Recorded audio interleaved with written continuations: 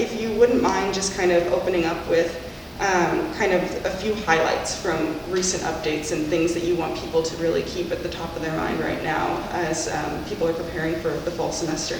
So the first thing is I'd like to make a general statement about what we're planning. So we are keeping in mind two pieces in our planning. We want to offer the absolute best educational experience for our students while having it be as safe as we can possibly do. So all of our planning is including those two goals.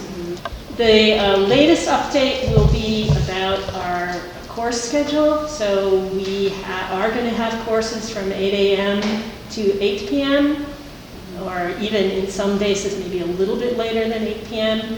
And we're starting earlier, 3 days earlier in August 19th, and are going to end official classes by Thanksgiving.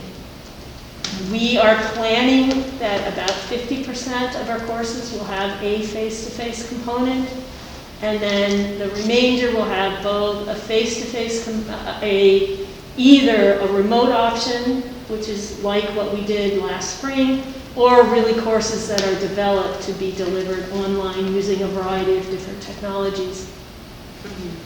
We are working on a bunch of different use of technology to enhance what the remote work will look like. And every face-to-face class will also be offered in a remote option so that students who don't feel comfortable coming to class because they have a comorbidity or some risk factor, or because they have been tested positive for COVID-19 or a close contact, that they can safely self-isolate but continue with their education. So I am particularly worried about the safety of our faculty and staff. So for faculty, things that we're doing to enhance their safety in teaching face-to-face are asking everybody on campus, but particularly students, to wear face coverings in the class. We are also going to have a plexiglass shield in every classroom for the faculty member to stand behind. We are continuing to work on virtual office hours so students have access to faculty, but it's less face-to-face. All of the classrooms are going to have more fresh air. The classrooms are going to be cleaned several times a day.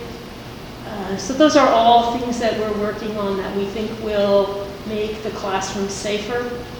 We are also developing important contact tracing and testing options, which should roll out next week. The details of that should roll out next week.